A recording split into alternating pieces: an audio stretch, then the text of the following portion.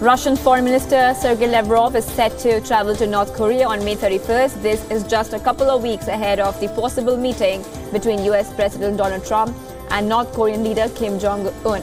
The visit assumes significance in the wake of Washington's announcement that the June 12 talks can be delayed.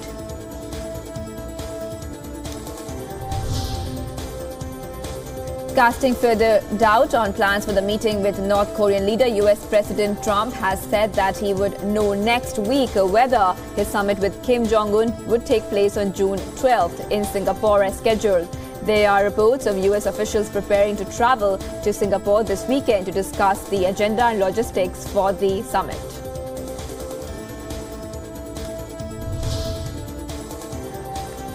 U.S. Secretary of State Mike Pompeo has said that the United States is prepared to walk away from nuclear negotiations with North Korea if an upcoming meeting between U.S. President Donald Trump and North Korean leader Kim Jong-un heads in the wrong direction. Pompeo also expressed hope that the meeting will take place in Singapore on June 12th as scheduled. U.S. Secretary of State Pompeo, during testimony before the U.S. Congress, said that a sonic attack reported in China has similarities to incidents in Cuba, where U.S. diplomats later became ill. An American consulate worker at a U.S. consulate in southern China has returned to the United States for further evaluation after reporting symptoms that appear similar to those of head concussion or mild brain injury.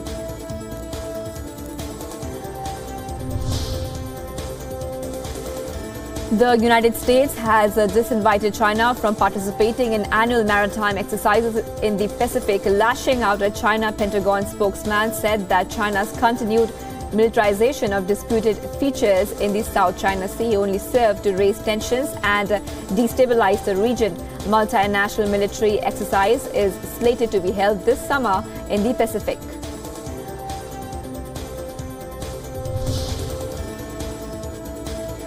Mike Pompeo has told the U.S. Congress that financial assistance to Pakistan is under review. Pompeo targeted Pakistan, accusing it of treating American diplomats badly.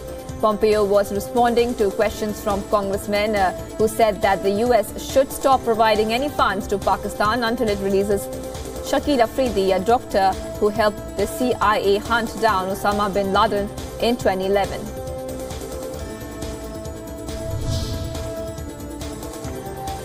German Foreign Minister Heiko Maas has met the U.S. Secretary of State Mike Pompeo to discuss Washington's stance on an international nuclear deal with Iran. The U.S. has demanded Iran to change its policies from dropping its nuclear program to pulling out of the Syrian civil war or face sanctions. Maas told the reporters that European countries will remain united in their determination to stick to the 2015 with Iran deal despite the U.S. decision to exit the accord.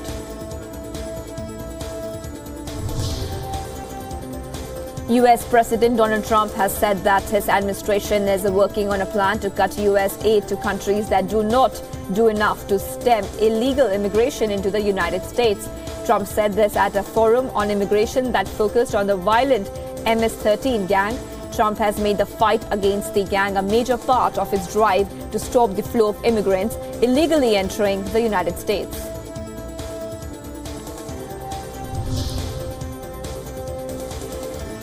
In retaliation to what it calls British attempts to curb Russian media, Russia has announced that it had begun investigating the British media output working on its territory.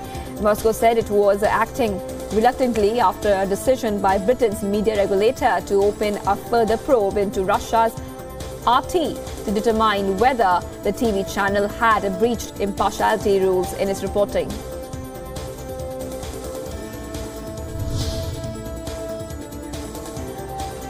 Italian President Sergio Mattarella has given political novice Giuseppe Conte a mandate to become Prime Minister of a coalition put together by the far-right League and anti-establishment Five-Star Movement. Italy has been deadlocked since an inconclusive election in March after weeks of talks between the various parties. Five-Star and the League finally agreed to a government pact.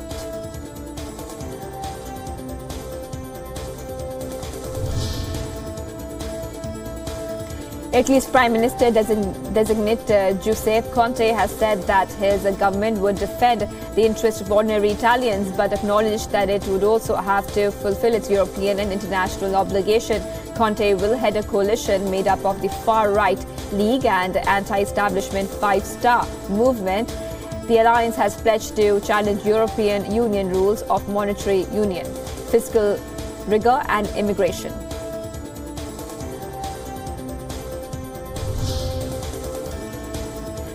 French President Macron has said that France is still not ready to appoint new ambassadors in Rwanda. Macron said relations would start with bilateral cooperation between the two nations. France was Rwandan government's ally that ruled before the 1994 genocide, in which 800,000 people were slaughtered. Earlier, rebel-turned-President Paul Kagame had made accusations of a direct French role in the killings.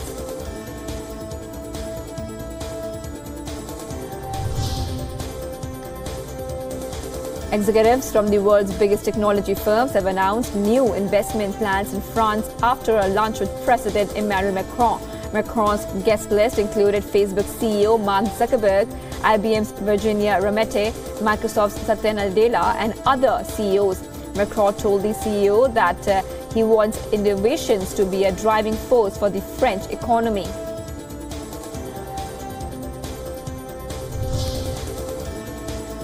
Lebanon's new parliament has elected veteran speaker and Hezbollah ally Nabih Berri to 6th consecutive term, making him one of the longest-serving parliamentarian heads in the world. Hezbollah won at least 70 of parliament's 128 seats in a May 6th election. The result was a reversal of Lebanon's last general election in 2009, when anti-Hezbollah groups won a majority.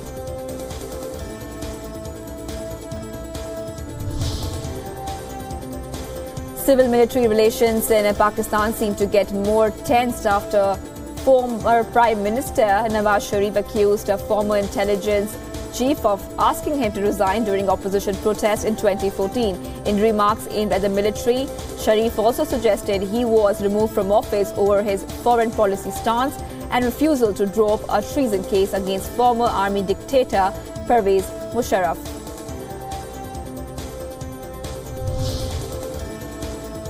Pakistan Prime Minister has sent his recommendation of a date of general elections to the President.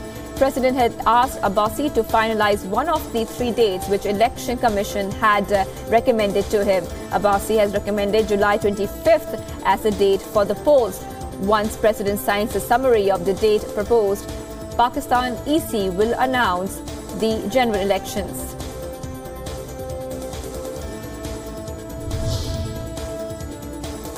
Chinese State Councillor and Foreign Minister Wang Yi met Argentine President Mauricio Macri in Argentina's capital, Buenos Aires, and said that China and Argentina will strengthen cooperation in a wide range of areas. Wang said that as a comprehensive strategic partner of Argentina, China would like to offer whatever assistance within its ability to Argentina.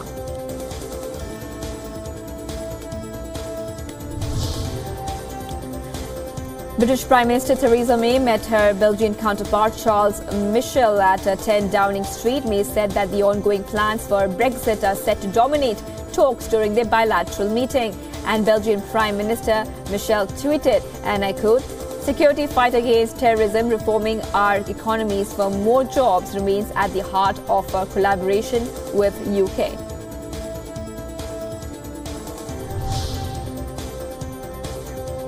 The top executive of USA Gymnastics has apologized during a congressional hearing to hundreds of female athletes who were sexually abused by long-time term doctor Larry Nassar.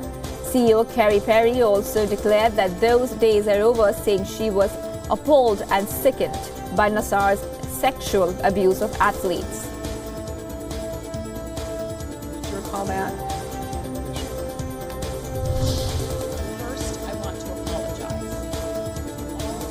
Anti-Castro Cuban exile and former CIA operative Luis Posadas Carreras passed away at the age of 19 in the United States. Carreras was accused of masterminding the 1976 explosion of a Cuban Airlines jet. Posadas Carreras was considered a hero by many Cuban exiles and a terrorist by Havana for his attempts to topple Fidel Castro's government following the 1959 leftist revolution.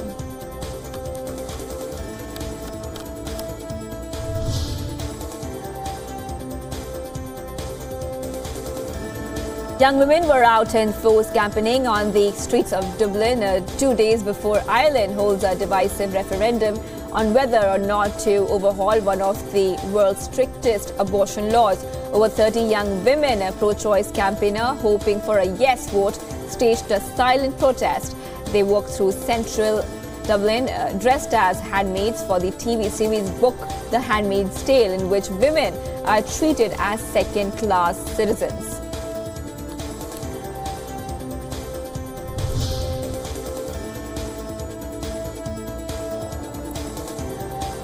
One person has been killed and 26 wounded, including 7 children, by an explosion in a fireworks storage facility in Spain's town Tui in Galicia. Footage from the scene posted showed thick smoke billowing from a residential area with debris and rubble scattered on the streets.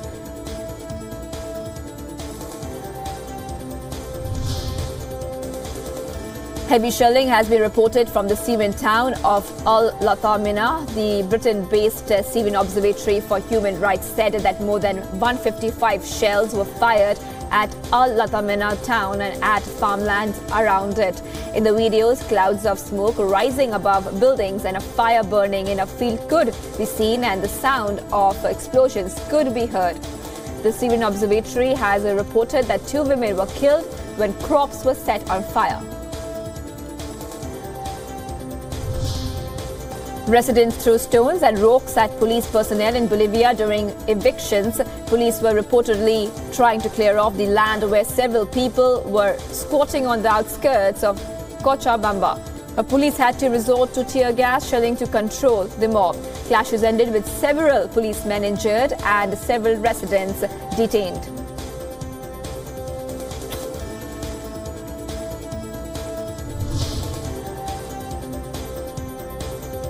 Around 500 people gathered outside Brussels courthouse to protest against the fatal shooting of a 2-year-old Iraqi Kurdish girl. The toddler was attacked by police in the Belgian province of Hainaut a week ago. Demonstrators criticized the Belgian government's migrant policy for allowing this to happen. Protesters hung children's clothes on a line outside the courthouse to show support for the young girl's parents. Catholic Church authorities in the Chilean city of Rancagua have suspended 14 priests for improper conduct. The move could deepen the crisis the church is facing over sexual abuse charges. The suspensions were announced after a meeting of 68 priests. Earlier, Vatican had said Pope Francis would host a second group of victims of priestly sexual abuse in Chile.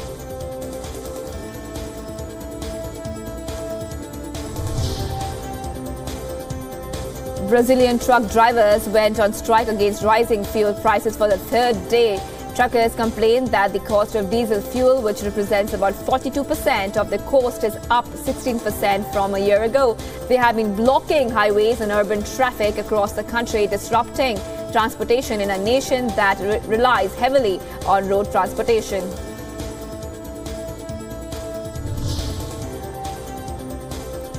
Heat wave has claimed several lives in the largest city of Pakistan, Karachi, as temperatures across the country is soaring. A non-profit organization claimed that over 60 people have died so far. The heat wave has coincided with the holy month of Ramadan, when most people who follow Islam observe a fast during daylight hours. Recurring power outages have made the situation worse.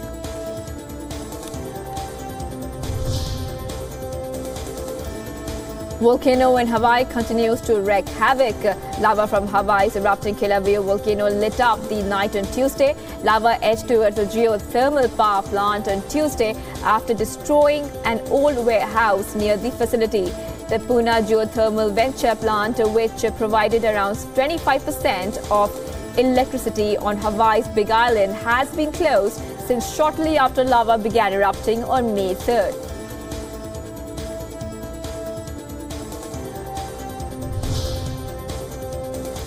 Heavy monsoon rains in Sri Lanka have reportedly killed 9 people. The deaths have prompted authorities to issue a warning against landslides and floods in low-lying areas. Forces have been deployed to evacuate people trapped in 6 districts. About 38,000 people have been affected by the floods.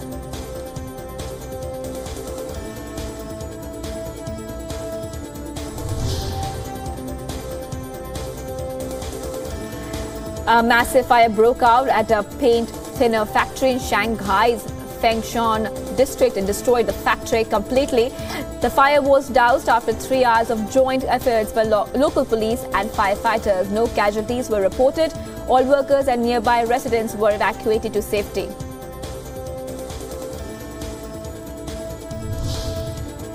China's latest maglev train prototype, which can travel at a speed of up to 160 kilometers per hour, passed its running test.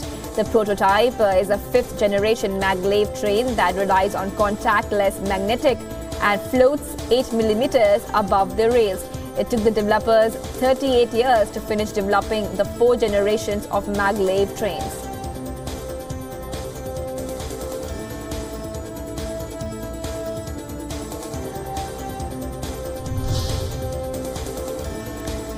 The Prime Minister of the Netherlands, Mark Rutte, will arrive in India on a 2-day visit with an aim to boost economic and political cooperation between the two countries.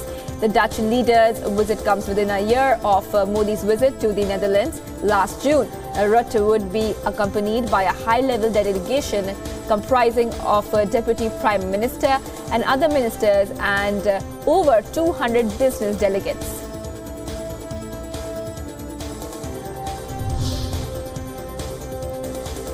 Bangladesh Prime Minister Sheikh Hasina will inaugurate the Bangladesh Bhavan at the Viswa Bharati University in West Bengal's Shanti Niketan on Friday.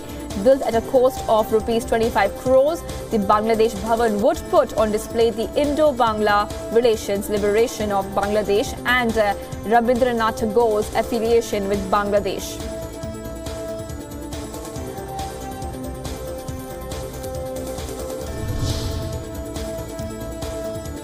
The southern state of Karnataka, which has been facing political turmoil since the poll results were out, has got its second chief minister in a week. Janata Dal Secular's H.D. Kumaraswamy has taken oath as the 24th chief minister of Karnataka, while Congress's G. Parameshwara took oath as deputy chief minister, administered by the governor Vajubhai Vala.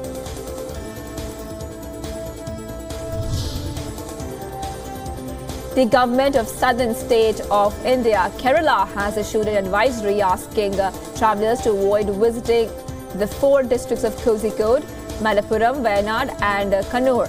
The order comes in the wake of 10 deaths due to the deadly Nipah virus being reported so far from northern Kerala. The government has also called for an all-party meeting in Kozhikode on May 25th to discuss the issue.